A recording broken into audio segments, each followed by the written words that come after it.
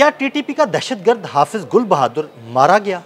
पाकिस्तान के हमलों में हाफिज गुल बहादुर के मारे जाने की खबरें सोशल मीडिया पर वायरल हैं। इसमें कितनी सदाकत है? आमिर रज़ा मेरे साथ मौजूद है, उनसे बात करते हैं। आमिर भाई, हाफिज गुल बहादुर के मारे जाने की खबरें ज़ुबान ज़द आम है, सोशल मीडिया पर वायरल हैं, इसमें कितनी सदाकत है?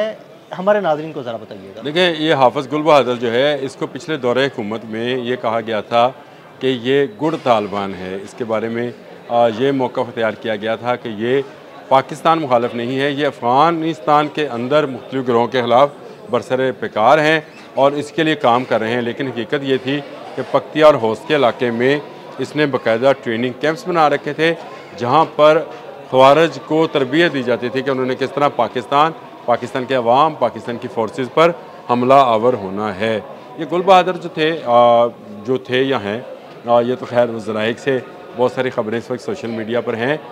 उनके बारे में ये एक अहम रिपोर्ट थी जो 17 और 18 अक्टूबर की दरमियानी शब हमारे तक पहुँची थी कि पाकिस्तान की फ़िज़ाइया ने उनके एक सेंटर पर हमला किया था, जो कि कसाब खाना था, और उसके अंदर 100 के करीब जो हैं दहशतगर्द और ट्रेनर और मारे गए थे। जहाँ दहशतगर्द होंगे वो कसाब खाना ही होगा। हाँ, सही बात है, कसाब खाने में मारे गए थे और वहाँ पर जो है उनका एक अहम रहनुमा भी मारा गया। ये बात हकीकत है, क्योंकि ये हमारे तक इतलात आई थी कि उनका एक अहम रहनुमा मारा गया है।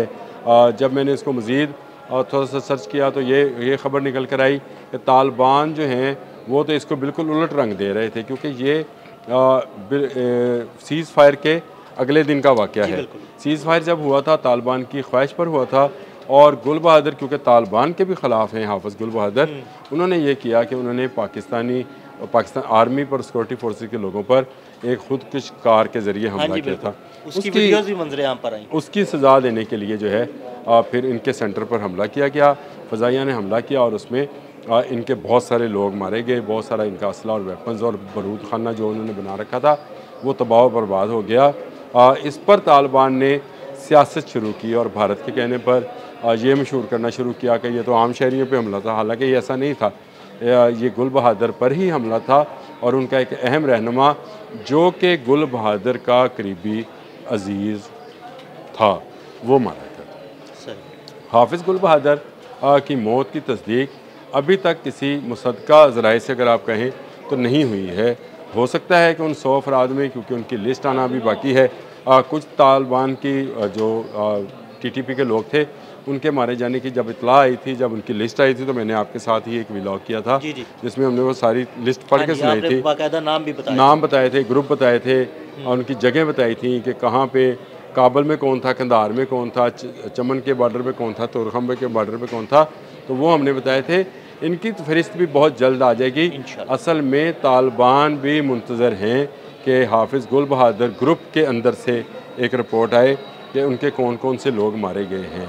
और ये क्योंकि अब एक आध दिन की बात है, जब इस्तांबुल में मुज़ाकरात होने हैं तो उसमें बहुत सारी बातें खुलकर आमने सामने होंगी और उसमें बहुत सारे नाम जो हैं आपको उसमें से भी मिल सकते हैं, जिसमें इस्तांबुल के अंदर मुज़ाकरात के अंदर जहाँ तालिबान और पाकिस्तान बैठ के सीज़ फायर के हवाले से और इस बॉर्डर के हवाले से जो अफ़गान बॉर्डर है इस हवाले से गुफ्तगू शनीद करने वाले हैं, अफ़गान मुहाजिरीन की वापस मुंतकिली और उनकी बहाली के लिए बात करने वाले हैं, और उसमें पाकिस्तान उनकी भरपूर मदद करना चाहता है। बाब जो दोस्ती है उसको खोलना चाहता है और जो अफ़गान ट्रेड है उसको पाकिस्तान बहाल करना चाहता है।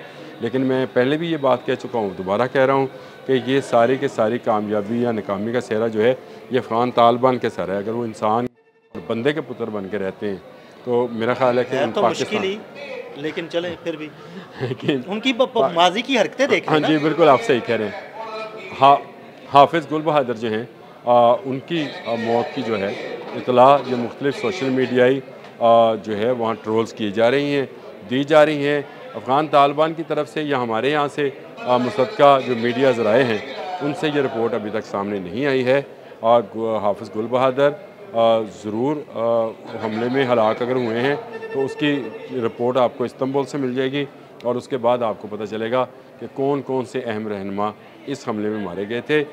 ये वो लोग थे जो तालिबान और पाकिस्तान को सीज़ फायर के बाद दोबारा से हॉट फायर की तरफ लेके जा रहे थे। यानी ये चाहते ये थे कि एक दफ़ा दोबारा ये जंग शुरू हो जाए, जो कि पाकिस्तान अब रोकना चाहता था।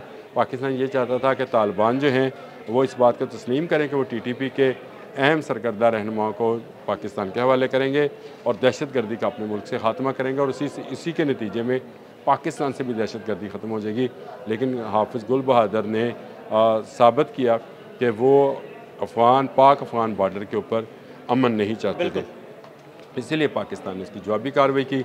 17 और 18 की दरमियानी शब को ये हमला किया गया था, जिसमें शुरू में इतलात 70 की आई थी, लेकिन उसके बाद 100+ की इतलात आती रही कि उसमें ये तालिबान जो हैं या दहशतगर्द जो हैं ये अपने अंजाम को पहुँचे, जहन्नम वासिल इनको किया गया जो पाकिस्तान के अमन के लिए ख़तरा थे।